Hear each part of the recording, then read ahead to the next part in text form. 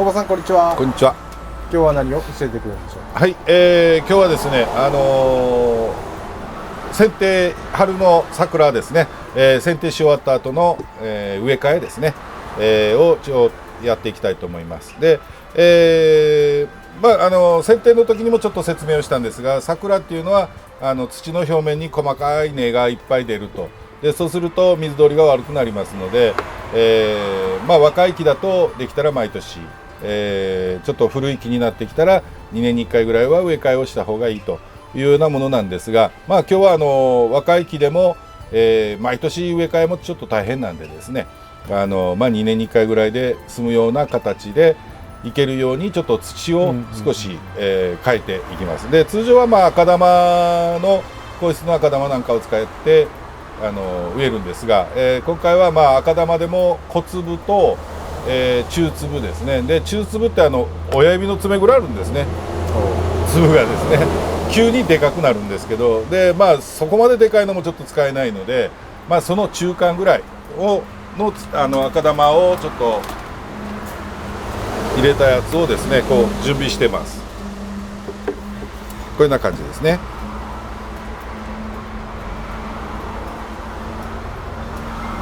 小粒と、中粒の間というかですね、小粒よりですけど、小粒の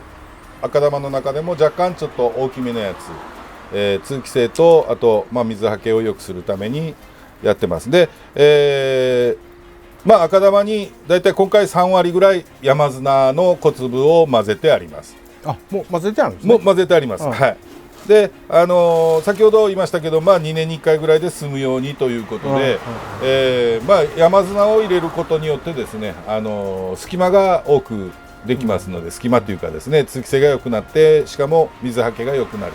で、前松の植え替えの時にもちょっと話しましたですけど、意外とこの山砂を使ってた方が保水性は高くなると。で、夏場の水切れしないわけじゃないですよ。山砂入れたら絶対しないというわけじゃないですけど、赤玉単体よりは水持ちが良くなるということで、この山砂をちょっと、多めに入れてあります。はい。で実際に鉢、今回はですね、もうちょっと深めの鉢があった方が良かったんですけど、こういう鉢でですね、こんな感じでこうちょっと植えていこうかなというふうに思ってます。抜いてみて下の根がどうなってるかっていうのもあるんですけど、ちょっとやってみますね。で、まず最初に水はけを良くするために、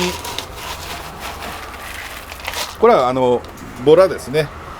こういうのをちょっと下に、1段だけ引いていきます。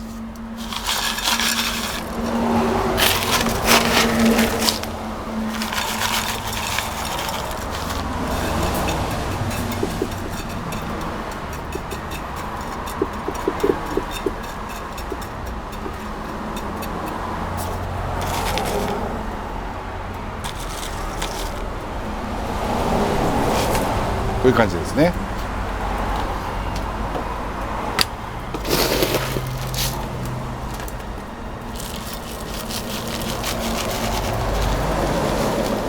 赤玉7の、山砂が3と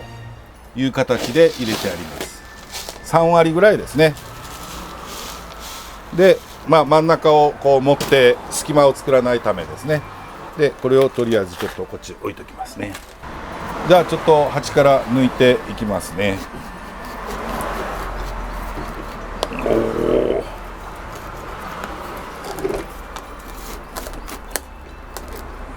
これはうまいこと切れないですね。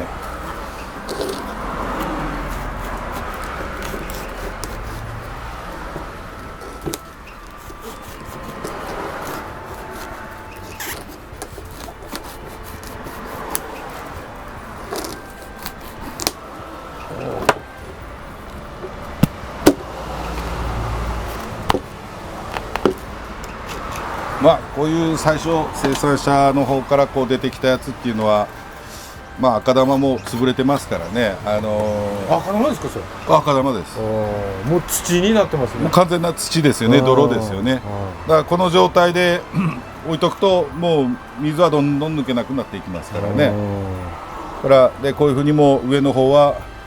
細かな根がいっぱい出てるんですけど、なんかわからないコブもありますけどね。これなんでしょうね、肥料かなんか置いとったんでしょうかね。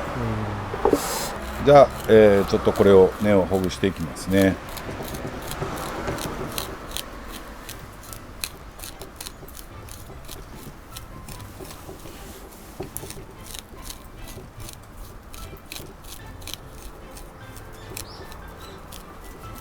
まあこの根のこの根かき棒というかですね、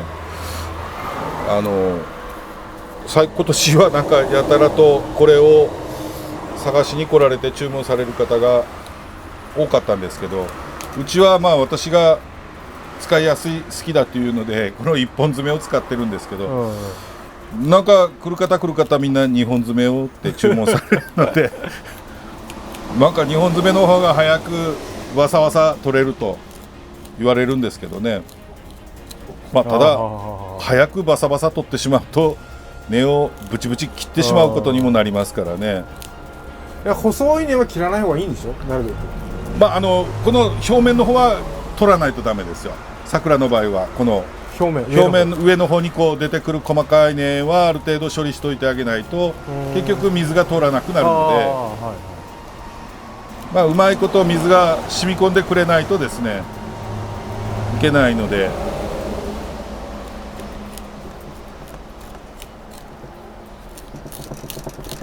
なんか今年はえらい2本爪言われて、結局後で注文仕方でしたけど、まあ販売をしてるのに自分の好きな1本爪しか置いてないっていうのもですね。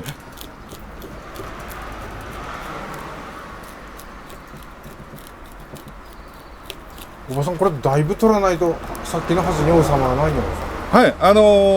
まあ上はまあ普通に取っていきますけど、あとはその下の方ですね、そこね、だからちょっと抜いてみないとって言ったとこはそこなんですけど、下の根がまあどういうふうな形になってるかですね。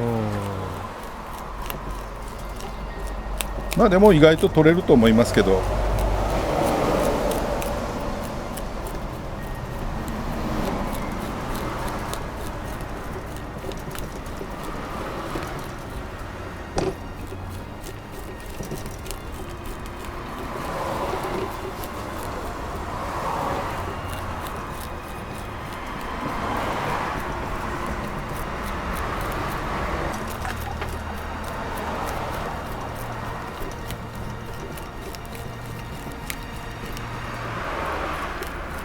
まあ剪定の時に上はもう極端に切ってますからね、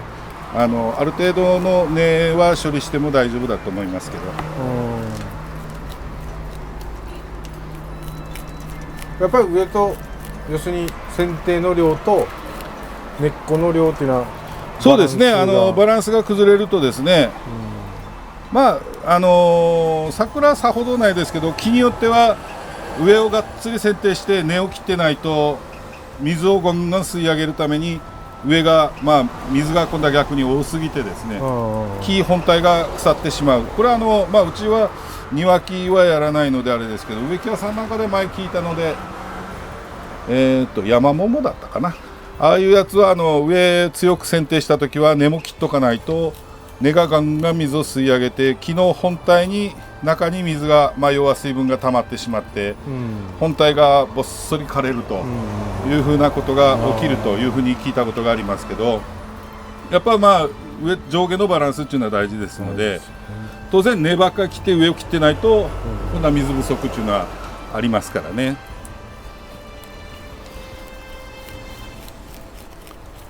まあ結構土をちょっと取っていきましたけど、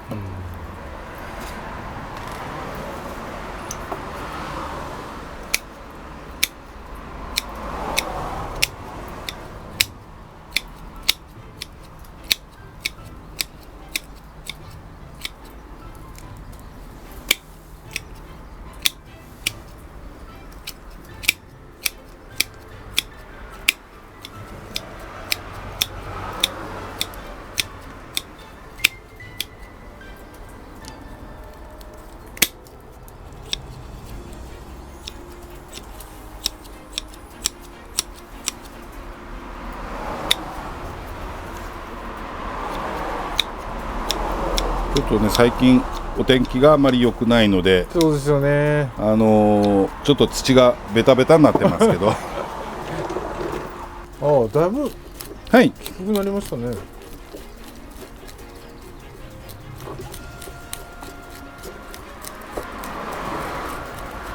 黒松の場合ははい3割もしくは場合によっちゃ半分ぐらい根を取ってもいいっていう話だったんですけど、はいはい。この桜、まあ本来は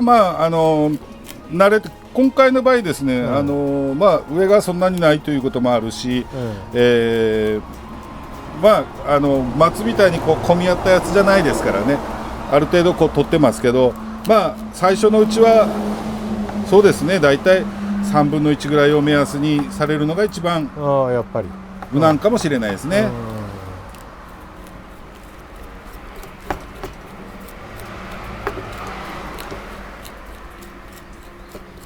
結構ねもう土がべちゃべちゃで、当然こうなると水通りはまあ悪くなってしまいますからね。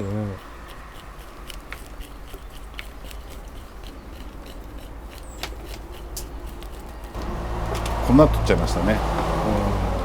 っちゃくなりましたね。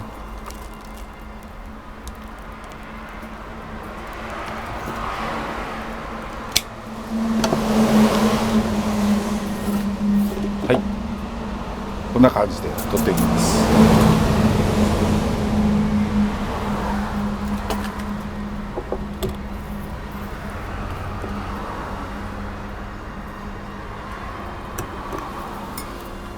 はい、じゃあ実際ですね、今度はこれに植え付けていくんですが、他の松なんかの時と一緒ですね。ちょっとこう押さえつけるような感じで。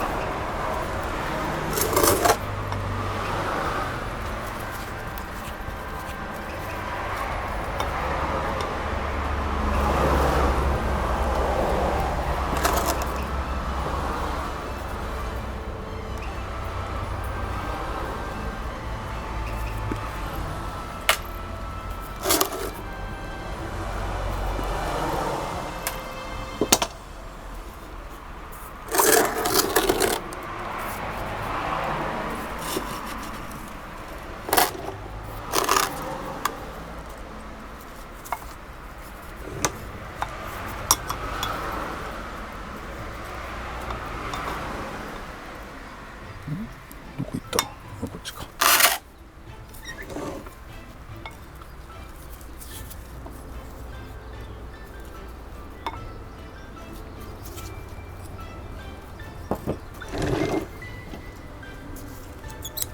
こんな感じですかね。当然これしだれ桜葉がこう出てきますので、今ちょっと鉢の方が大きいような風に見えますけど、夏頃にはもうこう枝が垂れてきますからね。でもう一つはどうしても背が高いものですので、これに合ったちょっと小さめの鉢になってしまうと、夏場風がちょっと強くなってくるともうすぐ転がりますのでね、そういったのもあってちょっと幅の広いのにしてます。で予想ですけど、こちらがこう中心にこう枝が伸びてくればですね、ちょっと想像してもらうとあれなんですけど、こう垂れてくるとこの辺にボリュームが出てくればですね、バランスも取れるんじゃなかろうかなと。大場さん、その鉢の真ん中じゃないじゃないですか。ちょっと今回は、真ん中よりもちょっと、そちらから見たら左寄りの後ろ目で、やってるんですけど、はい、これもうちょっと倒そうかなと思ったんですけど、あんまり倒すのもですねあれなんで、なんでこの辺をちょっと右前というかですね、そちらから見た場合の右前を開けてるかいうと、予想でちょっとこちらを長く垂らしたいなと思ってます。で後ろの方がまあ枝数は多いんですけど、最終的にこう後ろ出たやつは少し本数を後で調整、秋口にですねちょっと間引いてもいいですので、まあ、当然こちら側正面で見ますから、まあ、こちら側に重心が残るような形で出てきた芽を残してあげようかなというふうに思って、ちょっとこういうふうにずらしてます。なるほど。まあ想像してもらって今とにかく実際まだ芽出てないですからね、これからですから、まあちょっと想像してもらって、この辺にわーっと伸びたら、まあバランスが取れて、まあ綺麗に見えるかなというふうに思います。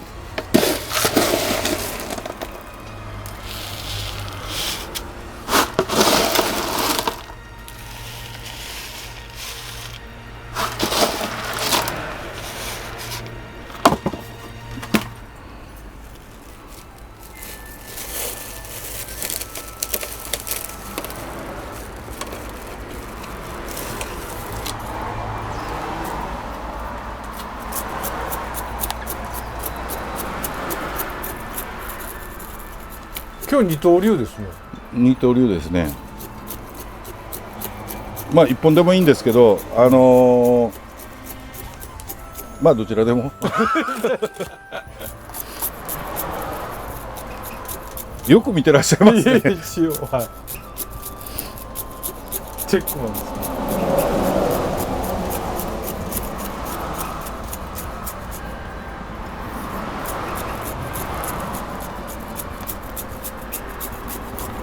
結局今はさっき針金である程度固定したんで、はい、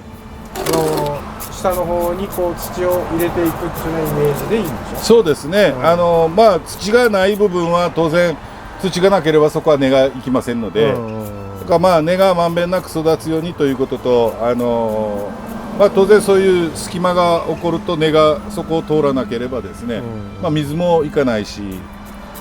まあ溜めることもできないし、まあそういうのをまんべんなくやるために今土をこう入れていってますね。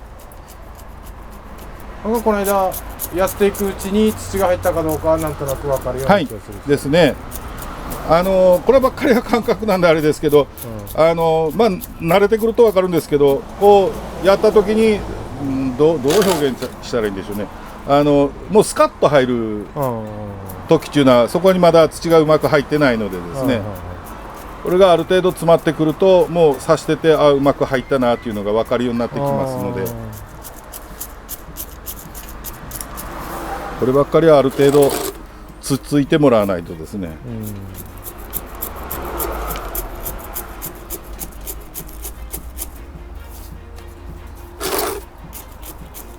この付き棒もですね、今お客さんがグラスファイバーっていうんですかね、ああいうのでこう付き棒をちょっと作ってくださったお客さんいて、それ使えばよかったですね。次回のお楽しみで。あれだと曲がらないし折れないしっていうのでですね、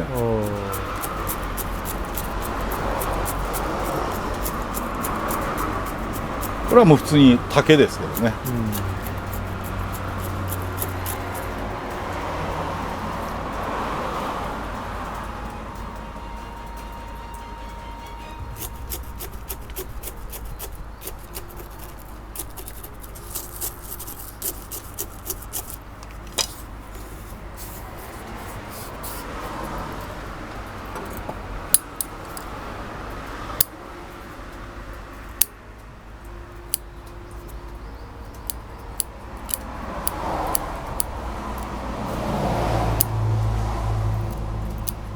細い根が水を吸うんです。そうですね。ただそれも先ほどから言ってるように、桜は表面にその細かい根がいっぱい出るって言いましたけど、あれがあまりこう集中してしまうと結局水を通さなくなりますので、下の方まで水がしっかり染み込むようにするためにはやっぱその細かい細い根ですね、そういうのが上に上に出やすいんですね、桜の場合は。桜全般。そうですね。だから2年に1回ぐらいの植え替え。そうですね。まあ若い木はできたら毎年なんですけど、それもちょっと大変なんで。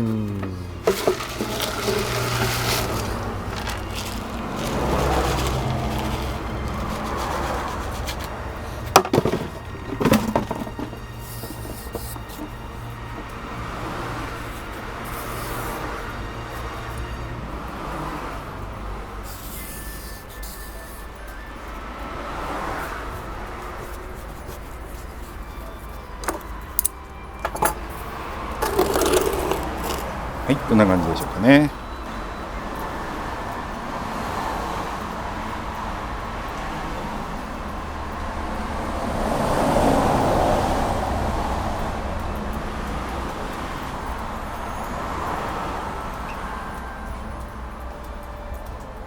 はい、今植え替えをしたんですが、植え替え全般同じなんですけど、その木に合った土を使うということで、水はけがいい状態にしてあげて、なおかつ、保水性のあるものをという形で土を選んでもらえると一番いいかとは思いますが、あと鉢もですね、本来ちょっと花が咲いた時に、これは咲き始め白で後でピンクになりますから、ちょっと色鉢なんかもあったりするんですけど、あんまり下が色がついているとですね、そっちの方ばっかり目に入りますのでね、ちょっとこういう色をぼかしたというとあれです。本当は少しベージュ茶系のやつでも合わなくはないんですよ。ちょっとシックな感じでですね、で花が咲いた時にはちょっと綺麗な感じでですね、でどうしても色鉢にしてしまうと、ご自宅で、洋風の形にはよく合うんでしょうけど、和風の家なんかの場合は特に、ちょっと色を抑えたシックな色の鉢の方がかえって合うんじゃなかろうかなというふうに思います。で、それで今回は、あと風が吹いた時に、転がりにくい鉢ですね、こういう鉢にちょっと植えてみました。であとはもうこれで全部ですけど、植え替えした後はとにかく下から茶色い水が出ますので、それが透明になるまでですね水をかけていただいて、で、今当然植え替えたばっかりですから土まだ湿ってないですから、こういうふうにちょっと、白っぽくというかですね、こういうふうな色になってる時っていうのはもう水が乾いてるっていう状態ですからね、日頃はもうこういう状態になったらたっぷりお水をかける、下から水が出るようにですね、水をかけてもらうというのが大事だと思います。当然、これから気温が上がってきて風通しのいいところを置いとけば、日に2回3回ということも当然あることでしょうから、よく見てあげて、乾いてたらたっぷりあげるという繰り返しですね。で夏場に水切れをやっぱ何回か起こすと、木自体がダメージを受けまして、最悪の場合枯れてしまうということもありますのでね、水切れだけはさせないように頑張ってお水かけをしてあげてください。今日はですね、しだれ富士桜の植え替えをやりました。はい、ありがとうございました。ありがとうございました。